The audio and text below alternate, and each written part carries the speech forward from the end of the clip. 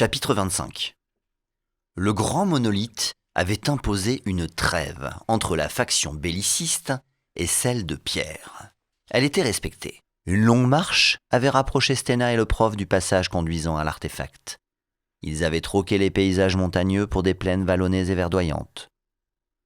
De nombreux vergers de plaques miniers étaient entretenus aux abords de grandes retenues d'eau, aménagées le long d'une rivière dont la Gorgone et l'ours Nandi descendaient l'une des berges. À mesure qu'ils touchaient au but, les fruitiers cédaient la place à des rizières à étages. Cette partie du continent d'Asia ne se montrait pas très hostile et la région était très rurale. Les paysans de différentes espèces qui travaillaient dans leurs plantations étaient courtois ou indifférents à ce binôme exotique qui peinait à dissimuler sa nature.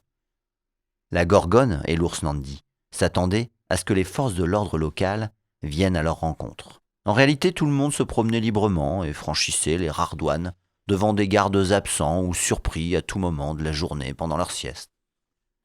Ces régions tout entières semblaient plongées dans une désorganisation de leur pouvoir des plus complètes. Le brigandage se faisait omniprésent. Partout où une créature tenant une épée s'asseyait sur une chaise avec une branche posée au milieu du chemin, il s'agissait d'un poste frontière sauvage. Il suffisait de mettre une piécette dans une boîte et de passer sans encombre. Et encore, personne n'aurait osé demander un droit de passage à quelqu'un de la carrure du prof, sans se douter que son ami encapuchonné, qui serpentait à ses côtés, était bien plus dangereuse que lui. Si Stena et le prof avaient pu voyager dans la totalité du continent d'Asia, ils auraient ressenti la même chose partout. Plus personne n'exerçait de pouvoir dans l'empire des Tartares. Chaque petit chef local procédait à sa sauce, ce qui impliquait de faire au mieux pour ne pas provoquer d'émeutes, que ces gouverneurs régionaux autoproclamés n'auraient pu juguler sans renfort d'une autorité centrale inexistante. Bizarrement, cela fonctionnait. Alors que l'ours Nandi et la Gorgone abordaient un surplomb, le prof s'arrêta pour observer leur destination. Les cheveux de Stena se mirent à siffler dans cette direction. Comme à chaque fois, le prof décrivit le paysage à Stena qui, les yeux toujours bandés, ne pouvait voir. « Nous y sommes. Un mur imposant ponctué de tours s'étend à perte de vue. » La grande muraille, elle a été construite bien longtemps après ma dernière venue. « Il paraît qu'elle mesure plus d'1 millier de lieues. Quel ouvrage incroyable !» « Ouah-ouh !» dit Stena, nullement impressionnée. De fait, elle l'avait déjà vu par le passé.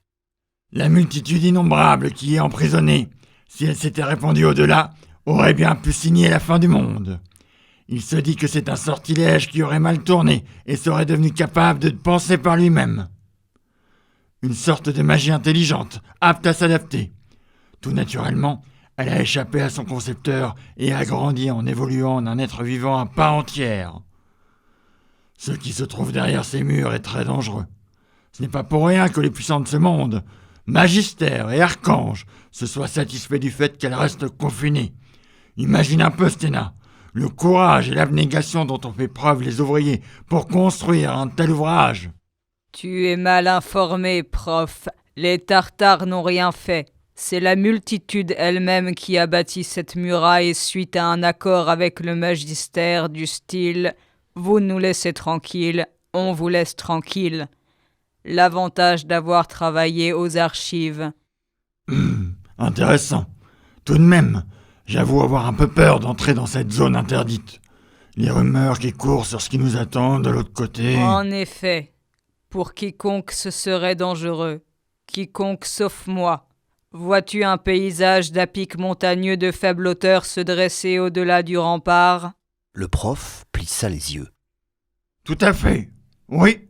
Et derrière lui doivent s'étendre les montagnes sacrées, je suppose. Exactement. C'est dans cette direction que nous nous rendons. C'est là que se trouve la capitale des Mogis, les anciens nains d'Asia ainsi que le seul passage possible vers l'époque que nous souhaitons atteindre. Je me souviens y avoir transformé une créature abritant un des fragments avant qu'elle ne soit pulvérisée. Mais d'abord, cherchons le moyen d'escalader cette muraille. Je pense pouvoir grimper sans mal, Stena. Puis je te hisserai. Ce qu'ils firent, le soir venu, avant de se reposer sur la coursive pour la nuit. Sans surprise, ils ne croisèrent aucun garde. La région interdite n'était pas une prison, mais le fruit d'un accord entre les Tartares et la multitude innombrable, et sa surveillance s'était lassée. Ils attendirent le lever du jour avant de mettre le pied dans cet inquiétant territoire. Le pouvoir de Stena ne fonctionnait que lorsqu'elle voyait. Il n'était pas question de traverser cette zone de nuit. Trop dangereux. Une demi-journée de marche les séparait encore de leur destination. Annorin, toujours en Ent Cougourde, s'estima avoir changé de propriétaire. Étant donné les mouvements qu'il ressentait, il se devina transporté en charrette parmi d'autres marchandises. Un commerçant fortuné conduisait le véhicule. Le jeune homme n'avait nul besoin de s'enrichir pour se hisser au rang de l'aristocrate local qu'il fréquentait en cachette et dont il était éperdument tombé amoureux. Depuis qu'elle portait son enfant, il envoyait régulièrement des cadeaux à un haut magistrat de la cour pour obtenir un anoblissement. Il savait que l'officiel du palais impérial qu'il s'efforçait de corrompre était un pur citadin friand de produits qu'on trouvait sur les marchés paysans. Le marchand conduisait ce nouveau pot de vin au port le plus proche. Des navires en partance pour la capitale, ça ne manquait pas. Il hâta le pas.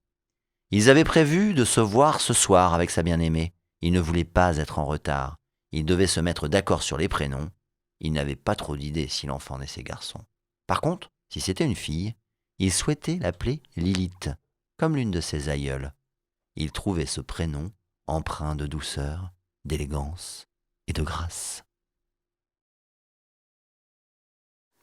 Ouais, il se dilate. Latte. Moi là, je suis dilaté à 3 là. Ok ? Il est temps que ça se termine cette journée. Il faut que ce chapitre il passe C'est ça, 3. Hein. à 4. À 4, je peux commencer à le sortir. Comment avant qu'elle ne soit pulvérisée. Ça passe. Moi je dis, j'ai rien entendu. Franchement. Non, franchement, j'ai rien entendu.